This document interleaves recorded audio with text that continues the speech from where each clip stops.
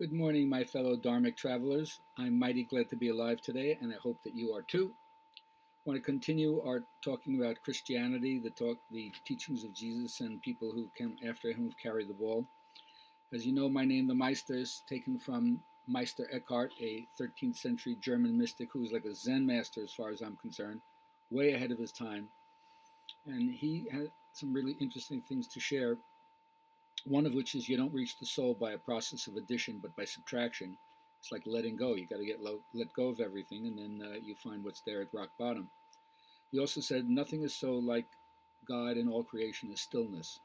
Power collects around stillness. So as he would say, stop flapping your gums and keep quiet, and you'll find out what it is. But his main contribution that I learned from Matthew Fox, who I'll talk about tomorrow, had to do with what he called creation-oriented spirituality. And that was recognizing that there was a blessing before the curse, right? Before the fall in the garden, God looked at creation and said, it's very, very good. And God doesn't mince words. So if he uses very, very twice, note bien in the column, that's really important. Nonetheless, he said that there are four aspects of spirituality, which you can understand as what he called the via positiva, the via negativa, the via creativa, and the via transformativa. So you don't have to know Latin to understand the positive, negative, creative, and transformative path. In short, the positive path has to do with the celebration of life, where you give names to the greatness, to the awesomeness, to the miracle, to the wonder of life, and you celebrate it. But no spiritual teaching could be around for any length of time if it doesn't include the via negativa. The fact that there's suffering, there's evil, there's death, there's all the things you don't want, the things that take everything away, that destroy instead of bring life.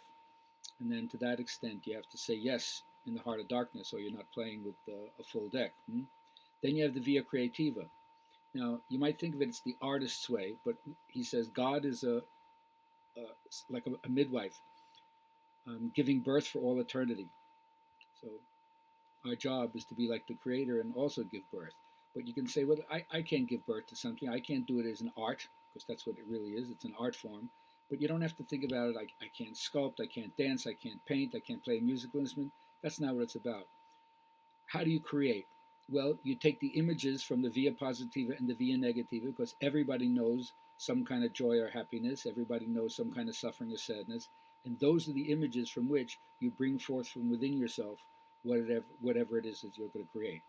So that sounds like a nice little thing. Yeah, I have the via positiva, I have the via negativa, I have the via creativa, but they're all lacking one thing, and that's the via transformativa.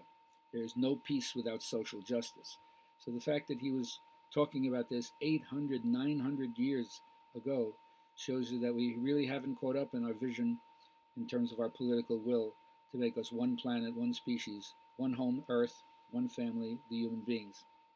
Nonetheless, one of the things that I liked about him also, which I consider one of my favorite mystery teachings, is this.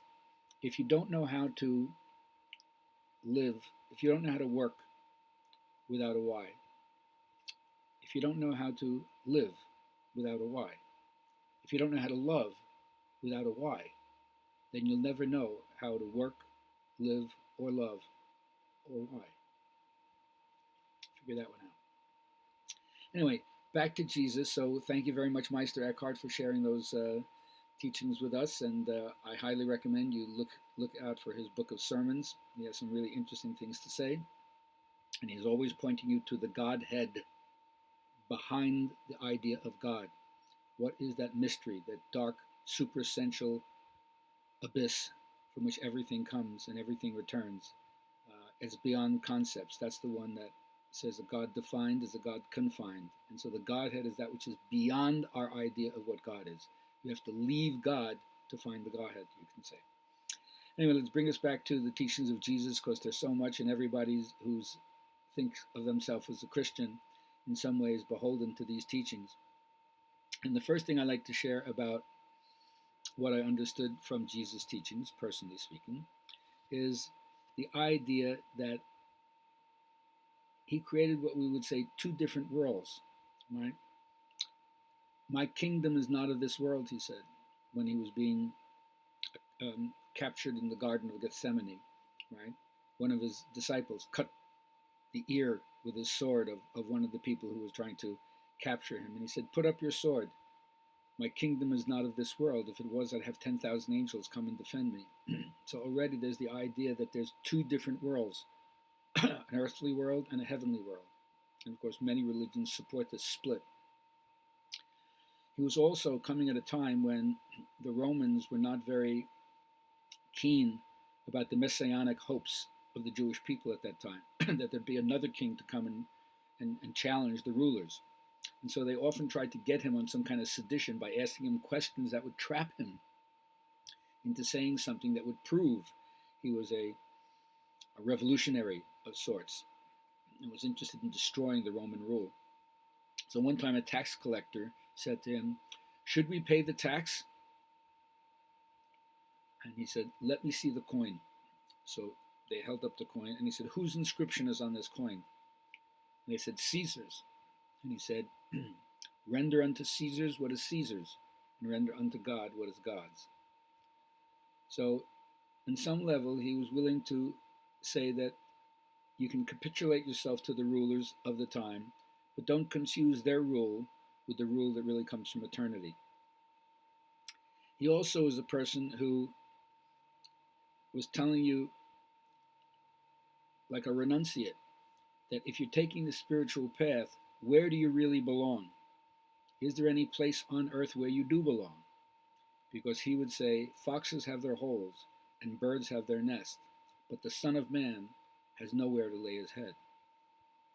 So for me, that meant that ultimately you realize your spiritual destiny is not on earth, or your spiritual destiny has to do with recognizing your mortality. He said another thing, lay not your treasures up where moth and rust doth collect, for where your heart will be, there will be your treasure. So again, you can see in a certain way how he was spiritually taking you away from the material plane to at least think in what I call the romance of your imagination of a higher consciousness or a higher dimension to live in the land of both your imagination, number one, but at the same time you have to remember his ministry came as a compassion as well. And although I said I'm not going to enumerate the various kinds of miracle stories, obviously the fact that he came to heal people and did things like giving sight to the blind or helping a paralytic walk,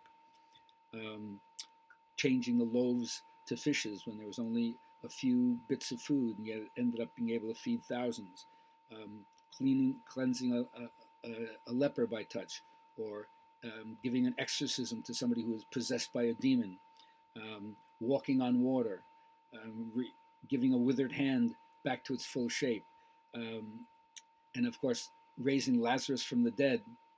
How about that one? Not only that, but how about auto-resurrecting himself after he died?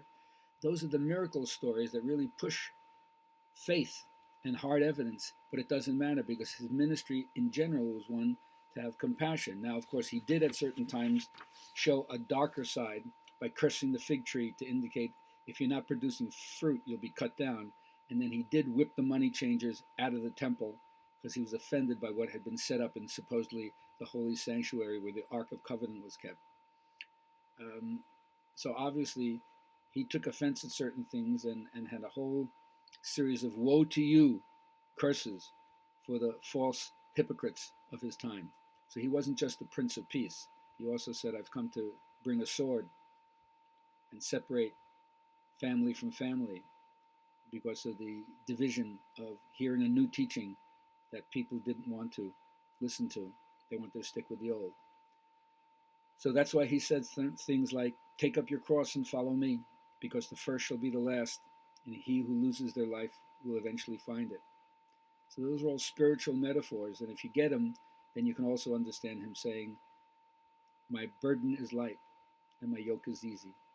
And I love the way they use the word yoke, because we sometimes say that's what yoga is, right? The yoke, that you harness your energy and let the intelligence that every human being is capable of drive you forward, plow the field in front of you. All right, so that's all I want to say today, a little bit about Meister Eckhart and a little bit more about Jesus' teachings. And tomorrow, maybe we'll get into the parables, and we'll talk about why did he teach in stories. And you know that I love to teach in stories, and he had plenty of stories to teach as well. So I hope you have a good day, and Don't split the world into a higher and lower world. This world is the spiritual world when rightly seen. So I guess we have to cleanse the eyes of perception in order to do that.